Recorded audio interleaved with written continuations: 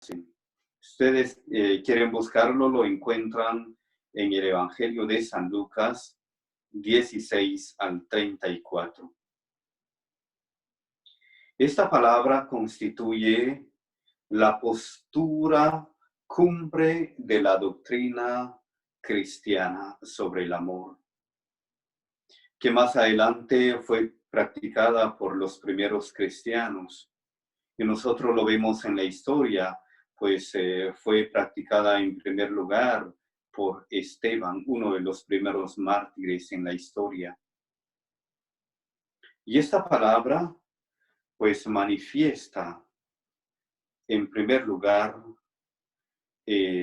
pues la adhesión total de Jesús al Padre. Por eso dice, Padre, dice, perdónales porque no saben lo que hacen.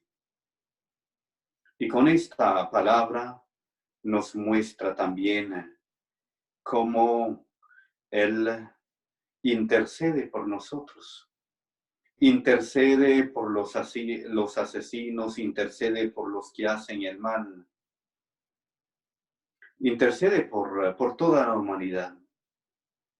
Nosotros pensemos en este momento lo que hará Jesús por nosotros, muy especialmente por nuestras faltas. Estoy seguro de que Él pues no nos acusa, más bien Él nos perdona y nos dice, Padre, perdónanos, absuélvelos de todo pecado. El propósito de la cruz es traer el perdón. Y eso mismo lo hizo Jesús por nosotros. Pidió a Dios en la cruz que Él perdonara todos los pecados, e incluso a los que estaban, pues, haciéndoles en la vida imposible en ese momento. Jesús pide ante Dios por los romanos, los judíos religiosos, los fariseos, los saduceos, por todos los líderes romanos, por el pueblo de Israel y por el pueblo gentil. Y estoy seguro que el Señor lo está haciendo por toda la humanidad hoy, por nosotros. Él sigue intercediendo por ti y por mí, porque Él nos ama, porque Él nos quiere. ¿Es que eso es poco para ti? De que Él haya sufrido por ti y por mí, y que Él le diga al Padre, Padre, perdónalos, ellos no saben lo que hacen. No creo que sea poco. Es demasiado lo que ha hecho Dios por nosotros, lo que ha hecho Jesús por nosotros. ¿Qué podríamos nosotros hacer para recompensar con esto que hizo el Señor por nosotros? Pues solamente pedir perdón de nuestros pecados. Pedirle perdón por lo que le hemos hecho y le hemos cometido.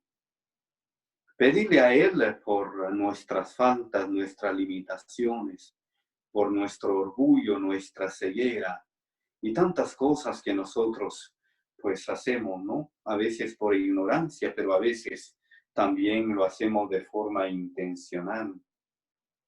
En esta tarde, donde recordamos esa memoria tan grande que Dios lo ha dado todo por la humanidad entregando a su Hijo, recordemos esas palabras que el Señor nos dice, Padre, perdónales, porque no saben lo que hacen. Esta oración del Padre no es para mi vecino, no es para mi papá, para mi mamá, no es para alguien que está lejos de mí. A veces nosotros decimos eso. Esto cae bien para mi hermano, para mi esposo, para mi esposa, o para aquel amigo que es un malvado, decimos nosotros. No, hermanos, esto es para nosotros. El Señor hoy nos dice que Él perdone nuestros pecados. Jesús mismo le dice a su Padre, Padre, perdónanos, porque ellos no saben lo que hacen. Así es que aceptemos con humildad este perdón de Dios. Él siendo Dios, Él pide perdón por nuestros pecados. Así es que démosle gracias a Dios por este regalo tan grande que Él nos da por medio de su entrega generosa. Él se negó incluso al consuelo de morir con un poco de dignidad. Jesús no solo perdona, sino que pide el perdón de su Padre para los que lo han entregado a la muerte. Imagínense a sus propios verdugos. Para Judas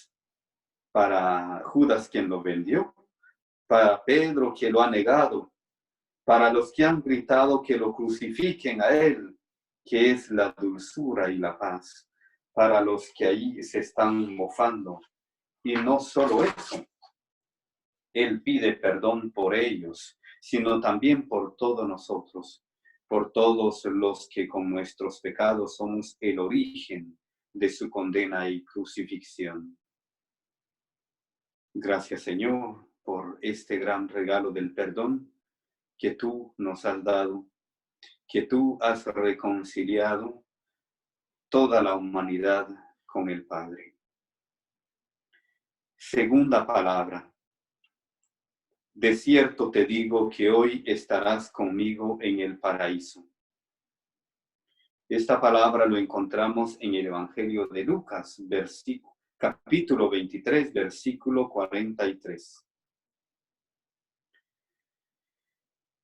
Sobre la cumbre del Calvario habían otras dos cruces, además del Señor. El Evangelio lo dice muy bien que junto a Jesús fueron crucificados dos malhechores. Y la respuesta de Cristo a la súplica del ladrón arrepentido, Jesús le promete la vida eterna. Él le dice, de cierto te digo que hoy estarás conmigo en el paraíso. Él estaba crucificado entre dos criminales. Él era un inocente, los otros eran criminales. Recordemos aquí que la cruz era un castigo para la gente que había cometido lo más horrible en esa época. Era esa pena. Imagínense, Jesús pasó por eso. Y Él pasó por eso por amor a nosotros. No es cualquiera quien pronuncia como segunda palabra esta promesa, es el mismo camino hacia el paraíso y la puerta a la vida nueva. Con autoridad puede darnos este mensaje de esperanza. Hermanos, hasta el último momento Jesús se preocupa por aquellos excluidos y marginados de la sociedad. A nosotros no nos es debido contradecir la palabra de Dios. Debemos velar por darle cumplimiento, por allanarle el camino. Pero no, por lo general hacemos lo contrario. En lugar de abrir las puertas de nuestro corazón, en lugar de abrir las puertas del paraíso, se las cerramos al Señor a aquellos a quienes Jesús mismo invitó y llamó. Condenamos a los prostitutas, condenamos a los presos, a los enfermos y mucho más a los que están enfermos con SIDA, a los homosexuales, a los drogadictos, a los criminales, a los violadores y más aún a los que no tienen el mismo color que yo, la misma ideología política que yo, la misma condición social. Nuestras comunidades muchas veces no se salvan de esta acusación, porque muchas veces le cerramos la puerta a los demás, tan solo por ser diferentes, o tan solo por ser de otro país, de otra nación, o tantas otras veces que recibimos a alguien, pero no le damos su lugar que corresponde. Jesús ha venido para dignificarnos a nosotros. Y así como Él nos ha dignificado a nosotros, debemos de dignificar a los demás. Ojalá seamos nosotros, y sobre todo nuestro hermoso grupo del movimiento de cursillo de cristiandad, esos ejemplos, esos cristianos ejemplares que testimonien que Cristo está en nuestra vida, que en nosotros vean muchas personas ese mensaje de esperanza y sobre todo esa presencia del Señor, que es el Maestro, que nos invita a ser mejores cada día. Tercera palabra. Madre, he ahí a tu hijo. Hijo, he ahí a tu madre. Esta palabra lo encontramos en el Evangelio de San Juan, capítulo 19, versículo 26 al 27. De todos los discípulos que Jesús tenía, solo uno quedó al pie de la cruz. Solo Juan estuvo cerca de Jesús durante su juicio. ¿Y por qué Juan? José había muerto. Juan era hijo de Zebedeo y Salomé, quien era hermana de María, y por lo tanto Juan era primo hermano de Jesús. Lo cual es probablemente porque los primos de Jesús no creían en él. Como María creía a Jesús, ella fue echada a un lado por la falta de fe de los demás. Vemos en el Evangelio que las mujeres son rechazadas. Imagínense Jesús, imagínense la Virgen María, pues sola, ya sin Jesús, rechazada, abandonada. Pero con la muerte de Jesús, María, pues vemos aquí, no queda desamparada, sino que Jesús la deja encomendada a alguien que es Juan. Juan, el discípulo amado del Señor. Jesús nos deja un ejemplo para que todos podamos seguir este ejemplo. Que nosotros no tenemos que desamparar a nadie, que nosotros no tenemos que dejar a nadie fuera de nuestro círculo, que nosotros imitemos este ejemplo del Señor así como lo hizo con su madre querida, que podamos seguir al Señor en este ejemplo. Y así como Jesús lo dejó a su madre, a Juan, luego lo dejó a la iglesia que somos nosotros. Él nos dejó una madre que siempre está pendiente de nosotros, una madre que siempre intercede por nosotros y está atento a sus hijos. Ella nunca nos deja solos. Y eso lo sabemos perfectamente. Ella nos ama, ella nos quiere. Y ella está siempre al pendiente de nosotros, sus hijos. Por eso le rezamos, por eso le pedimos su especial intercesión. Vemos aquí también una cosa muy importante, como ella, pues, sufre todo por su hijo, pero ella, sin perder la esperanza, estuvo siempre fiel al Señor. Estuvo fiel al Señor ahí bajo la cruz. Ahí estaba María. La presencia de María junto a la cruz fue para Jesús un motivo de alivio, pero también de dolor, porque sabía Jesús que ella quedaría abandonada. Tuvo que ser un consuelo el verse acompañado por ella. Ella que por otra parte era el primer fruto de la redención. Pero a la vez esta presencia de María, la Madre de Jesús, tuvo que producirle un enorme dolor al verle en el Hijo los sufrimientos que su muerte en la cruz estaba produciendo en el interior de su madre. Seguramente nosotros nos acordamos aquel pasaje del Evangelio de San Lucas, cuando Jesús es presentado en el templo, 33 años atrás de su muerte, este profeta Simeón profetizó y le dijo: a ti una espada te atravesará el alma. Muchas cosas no entendía nuestra madre, y ahora sí ha comprendido esto al pie de la cruz. Vean lo que padeció nuestra madre, el sufrimiento de su hijo. Así como ella sufrió por el padecimiento de su hijo, ella también sufre a nuestro lado, porque somos sus hijos.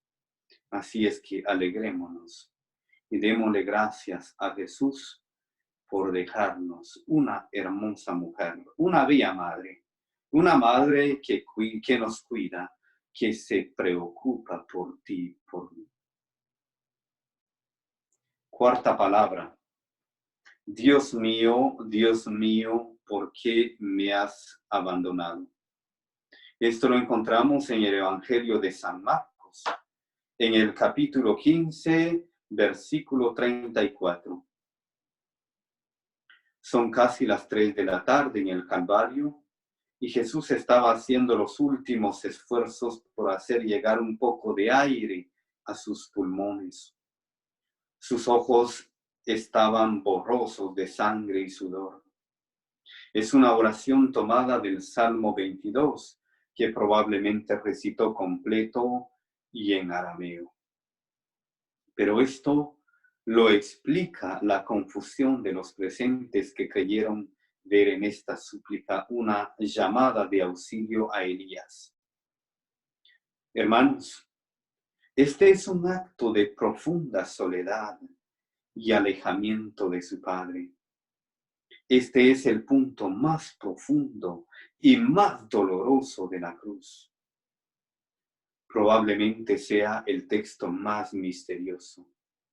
¿Cómo es posible que Dios desampare a su Hijo? ¿Y cómo es posible que Dios desampare al justo? ¿Cómo es posible que Dios se separe de su Hijo? ¿Cómo es posible que Dios se separe de sí mismo? Porque Jesús es Hijo de Dios, es Dios mismo. ¿Cómo puede ser eso?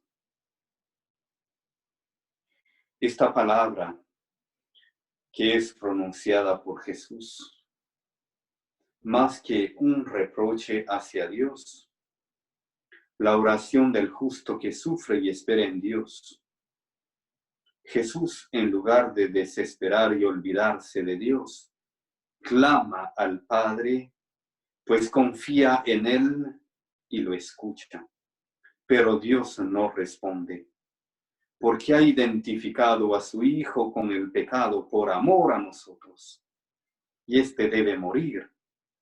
Jesús colgado en la cruz es rechazado ahora por el cielo y por la tierra, porque el pecado no tiene lugar. Hermanos, Dios no perdonó a su Hijo, el Padre no perdonó a su Hijo. Vemos cómo como Jesús le exclama: Dios mío, ¿por qué me has abandonado? Pero Dios no le responde ¿por qué? Porque Dios ha hecho una promesa de redimir a toda la humanidad y lo hizo por medio de su Hijo Jesús. Y Él no quería dejarlo eso a medias. Y eso es lo que el Señor nos muestra hoy en esta tarde. Recordemos que Dios es un Dios fiel. Es un Dios que cumple en lo que promete. ¿Cuántas veces nosotros en nuestra vida hemos sentido el abandono de Dios? Posiblemente a ti te haya pasado pues alguna cosa muy difícil. Y muchas veces nosotros decimos: ¿por qué a mí? ¿Por qué ahora? Nosotros decimos: ¿qué hice, Señor, para merecer esto? Preguntas y preguntas como la de Cristo, que encuentra como respuesta el silencio de Dios.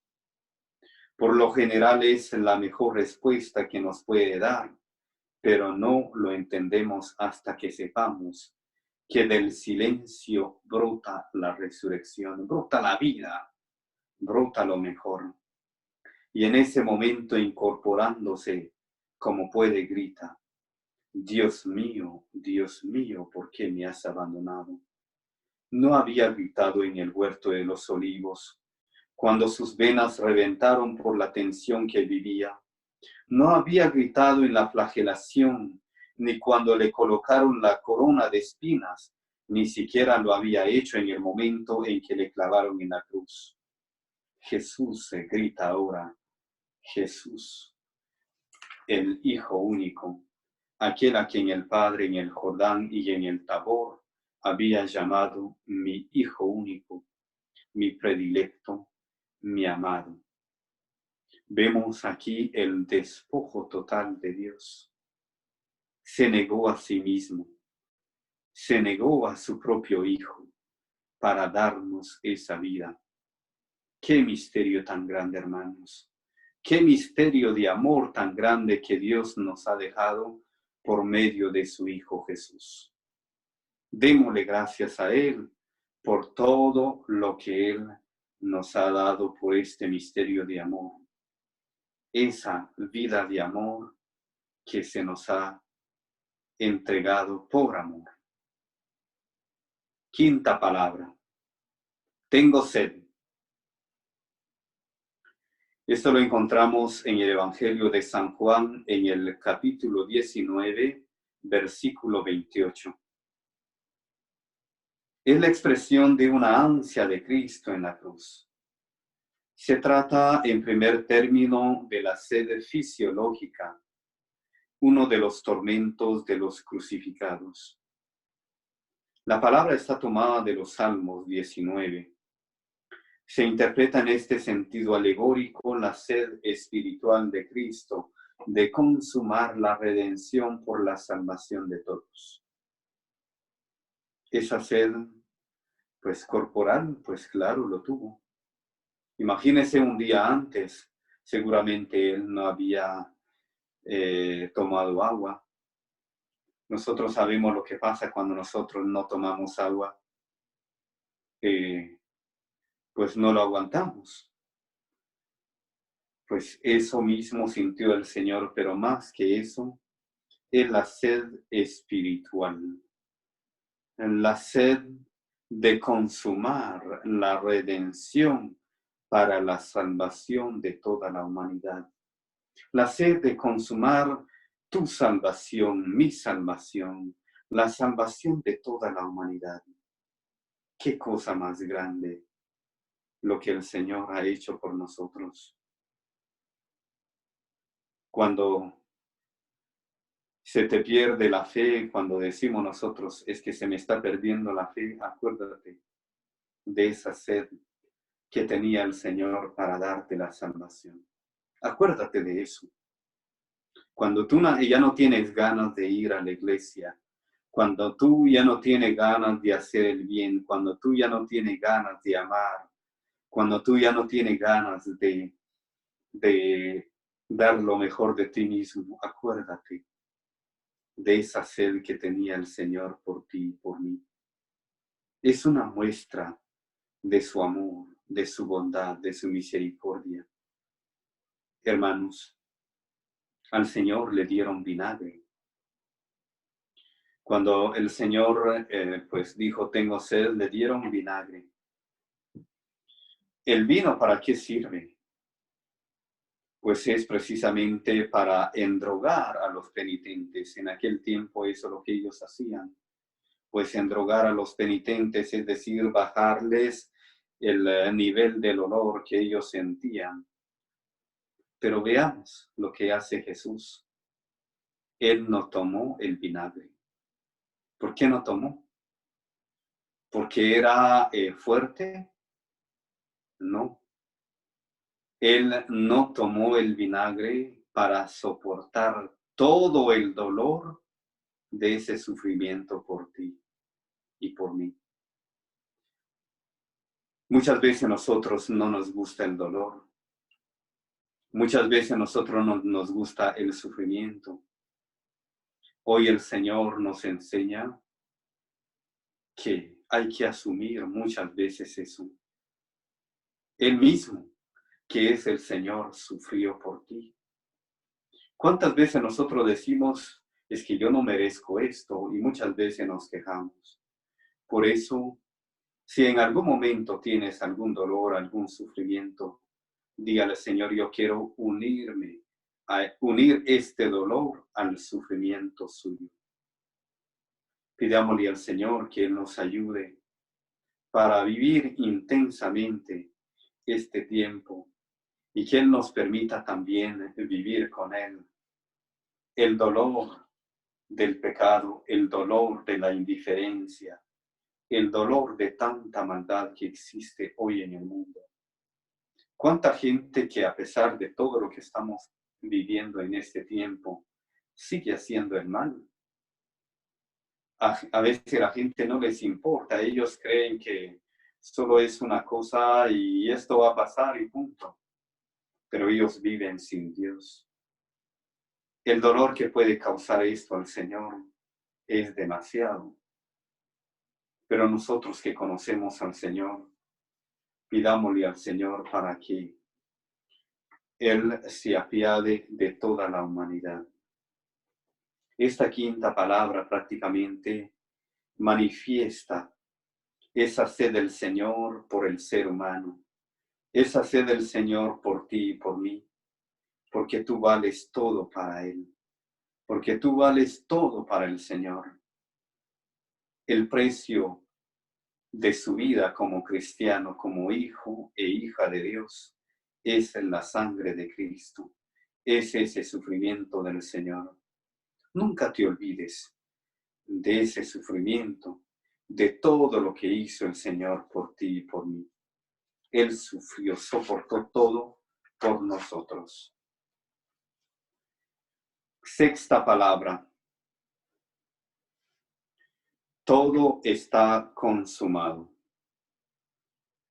Esto lo encontramos en el Evangelio de San Juan, en el capítulo 19, versículo 30. Él dijo, todo está cumplido. Se puede interpretar como la proclamación en boca de Cristo del cumplimiento perfecto de la Sagrada Escritura en su persona. Esta palabra pone de manifiesto que Jesús era consciente de que había cumplido hasta el último detalle de su misión redentora. Es el broche de oro que corona el programa de su vida. Cumplir la Escritura haciendo siempre la voluntad del Padre. Es, y podríamos decir, una declaración de la victoria de Cristo sobre el pecado y sobre la muerte. Cristo había cumplido su misión. Cristo había conseguido el propósito para el que fue enviado, el dar la vida por la humanidad, el darnos esa redención que necesitábamos. La salvación del pueblo, la salvación de toda la humanidad.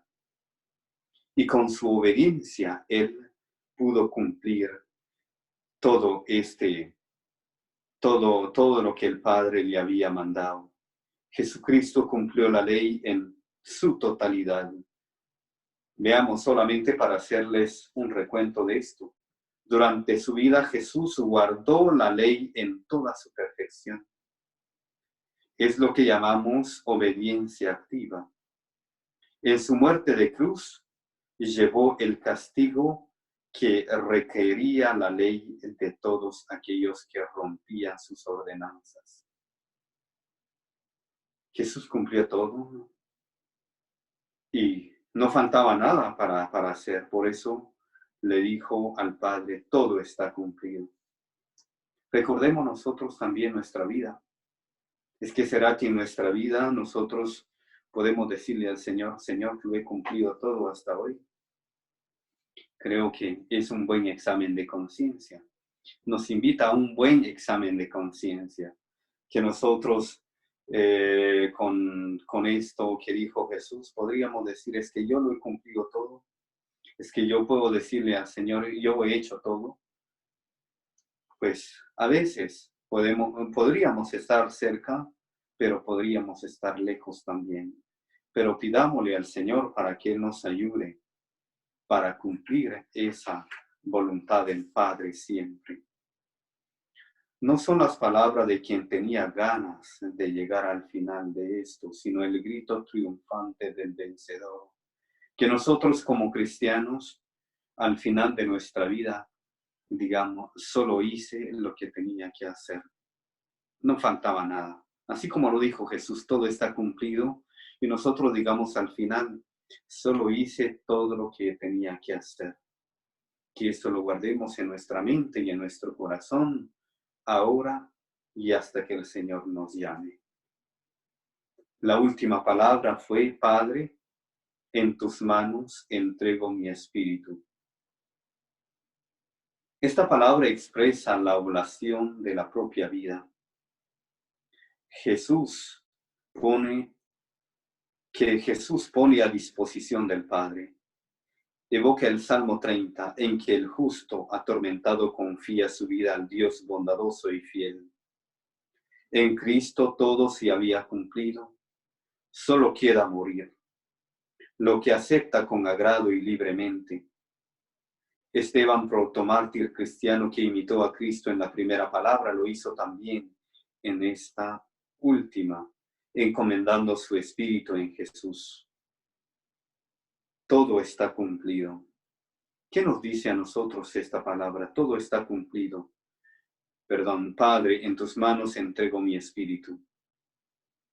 Que al final de todo, Él no dijo, pues, a ver qué pasa, como mucha gente lo dice hoy. Yo no sé si existe la vida después de la muerte, dicen muchos. Aquí está precisamente, hermanos, el seguro total de nosotros los cristianos, de que después de esta vida tenemos la otra vida. Por eso Él dejó su vida en las manos del Padre. Lo había cumplido todo. Había cumplido todo y pone toda su confianza en el Padre. Estas últimas palabras de Jesús nos muestran un principio, que todos los que tenemos a Dios como Padre, como Señor, podemos seguir después de esta muerte.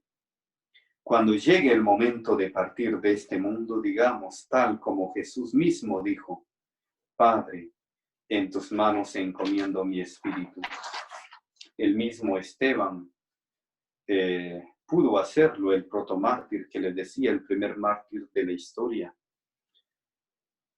Lo dijo lo mismo: en tus manos encomiendo mi espíritu.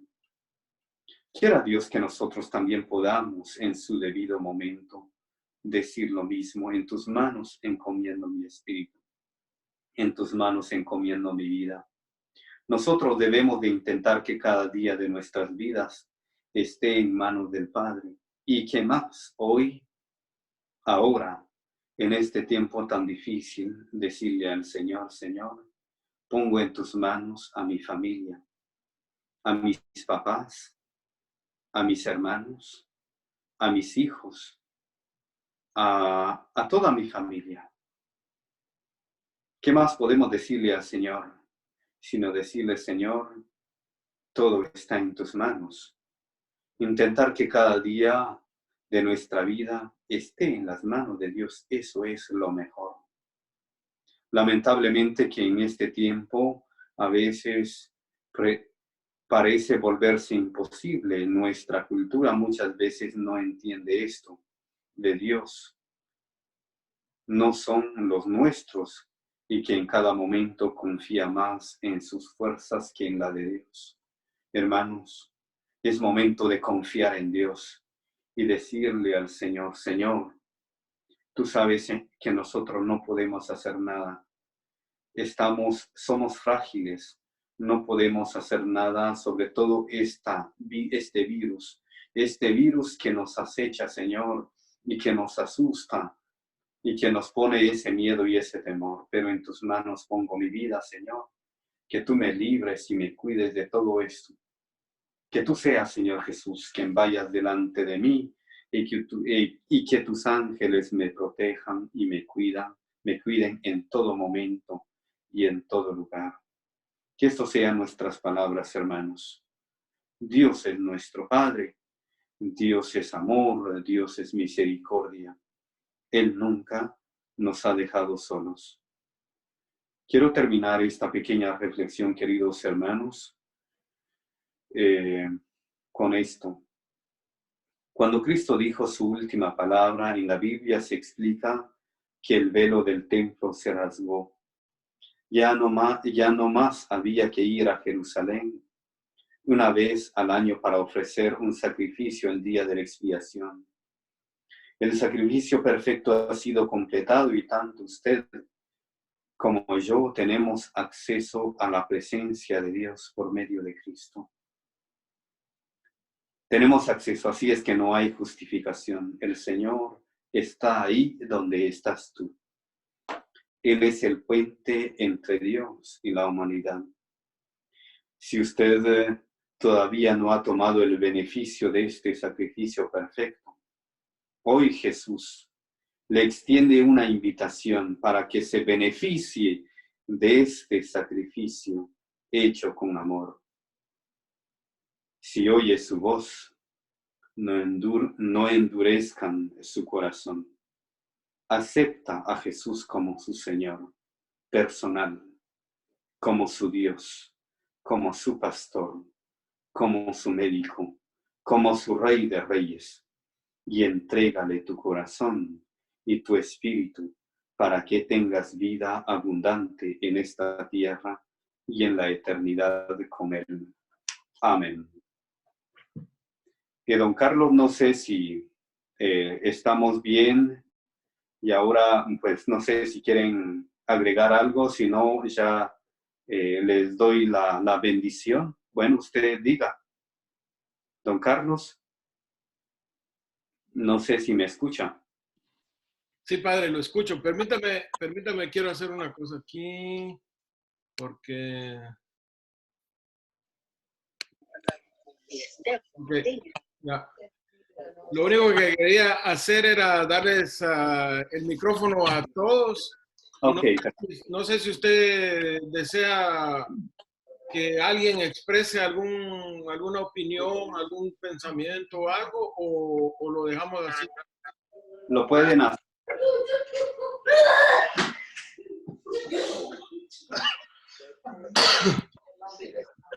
Ok, Mauricio, quisiera... Muchas gracias. Muchas gracias a todos por este momento que hemos compartido en comunidad y de verdad se les agradece el tiempo que hemos pasado y bendiciones a todos.